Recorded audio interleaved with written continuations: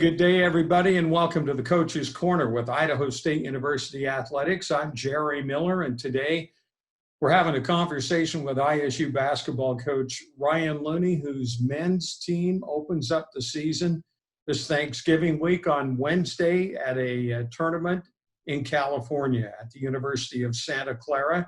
Ryan, it's good to see you. Great to see you too, Jerry. It's been a while.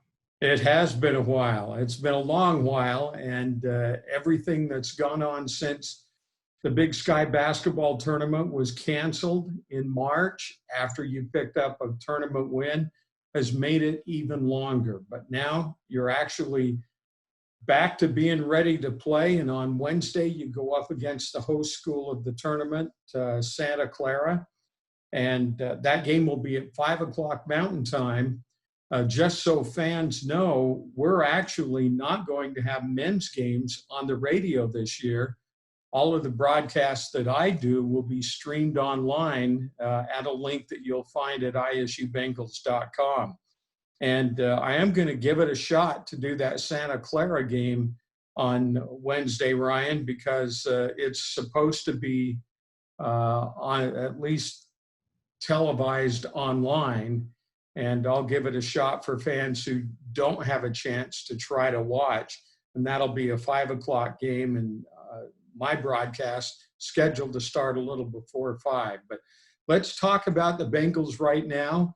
And what the heck have you had to do to get ready for this first road trip of 3 games? Well, number one, Jerry, we're still thankful that you're going to do a game. Or a ton of games this year.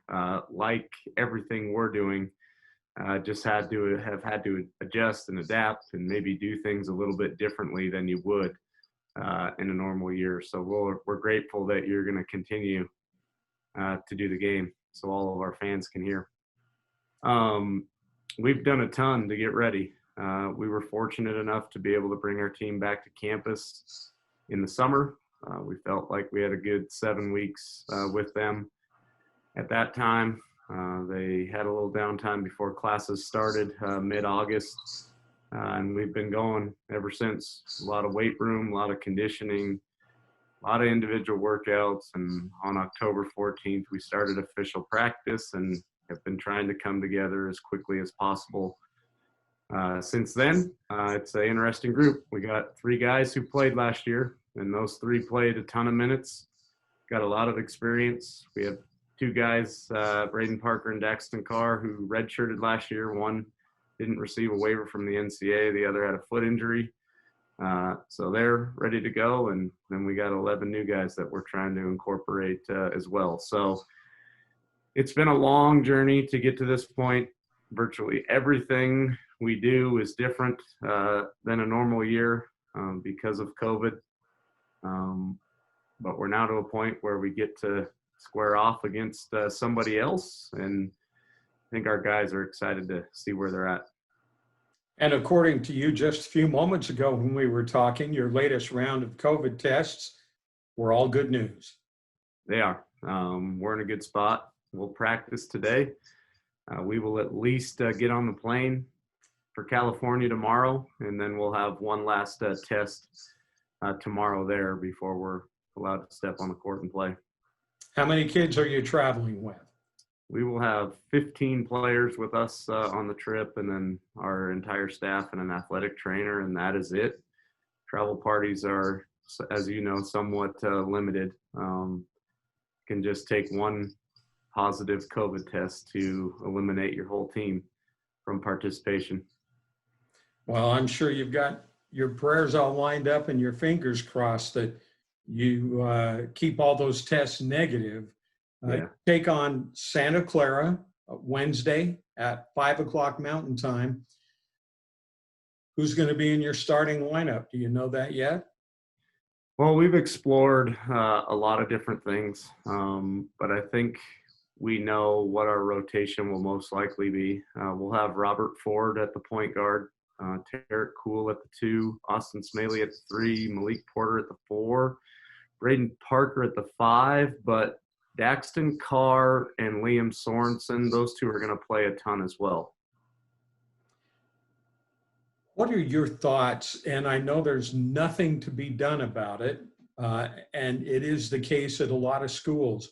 When you finally are able to play at home in Reed Gym, no fans allowed. How difficult is that going to be? You know what? It'll be different, but everything we're doing is different right now. Nothing seems normal from the way you prepare every day for practice to having to wipe down and clean everything when you're in the weight room, spending limited time in your locker room together, your social distancing when you watch film. Nothing's the same. So I think it's just kind of be par for the course. We're hopeful that we'll get to a point in the season where fans are allowed to come back and watch, but for now we're preparing for a different environment. We had an inter-squad scrimmage on Friday. We split our group up into two teams. We let them put their uniforms on. We had it set up for what it'll look like on game day. We had our staff pumping artificial crowd noise. Um, a lot of things to help our guys get prepared to play in what will be a different and unique environment. What are you most excited for about this year's team? Because it is going to have a far different look than you had last year. Yeah, I think there's a lot of things we like. We're definitely bigger than what we were a year ago. We really struggled to defend the post, rebound the way I would like our teams to. I think we have more consistent point guard play. We've got a ton of depth at that position. Robert Ford is a nice player. Liam Sorensen is. Tarek Cool may still play there some. So we feel better about that too. And then I think we got a lot of shooting, which we didn't have a year ago as well. So overall, a much better mix of guys in regards to how I would like to see our team play moving forward. Well, you've got 4 road games before you have a home contest because after you play in California, the 3 games, you come back and on December 8th, you play at the University of Utah, 4 o'clock in the afternoon game.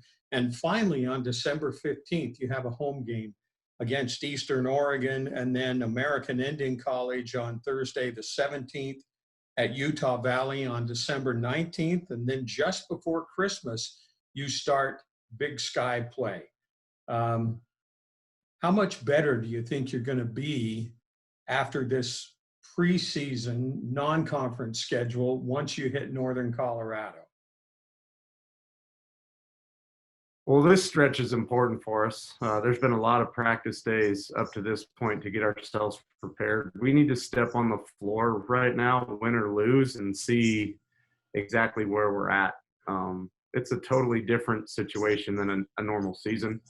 And a good time, if there is a good time for us to be in this, because we're relatively all new. Our guys haven't necessarily got a lot of experience playing with each other. So we set up the schedule in the way it is for a lot of different reasons. We feel like Santa Clara, Nicholls State, UC Davis are relatively good opponents for us. We also needed to bring in some money for our athletic department, which we're getting from Santa Clara to do it. Same thing when we play Utah right after. We get a couple home games, which will be nice to play here in Pocatello and in Reed Gym. We like the matchup with Utah Valley. Just a short trip down the road, and they'll return to us here in Pocatello the following year. So a nice mix of games. Definitely will be a great gauge to see where we're at. At the end of the day, for us, we're just trying to take it day by day, literally in every area, trying to get a little bit better and crossing our fingers when we wake up in the morning that all those COVID tests always come back negative. Right now, Jerry, just staying healthy and putting yourself in a position to play a game is a win in itself. So if you do have any tests that come in positive, does that cancel everything for the entire team for a period of time? I think it depends on a lot of things, decisions I make as a coach, what you've done with your practice sessions recently.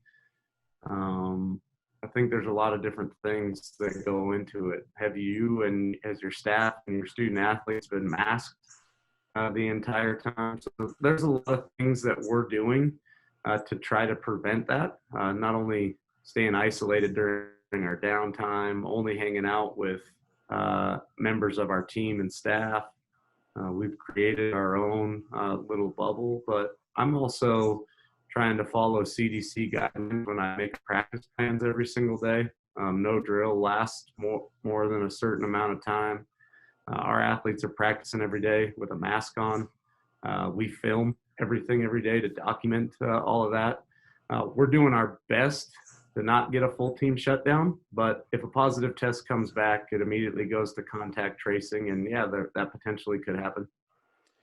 Well, Ryan, I'm going to try to talk to you on Wednesday before the game, and we'll try to record a pregame interview, but wish you the best of luck. And I just can't wait to see you guys whenever that might be, and be able to watch you play in person, at least so I can broadcast some games on the internet. Thanks for taking some time with us today. Again, it's great to see you. You too, Jerry. I appreciate it. All right, we'll continue with the Coach's Corner. Seton Soboleski of the women's program coming up in just a few moments right here. Ryan, have a great trip. We'll talk to you later. I'm Jerry Miller, and that's the Coach's Corner for ISU men's basketball.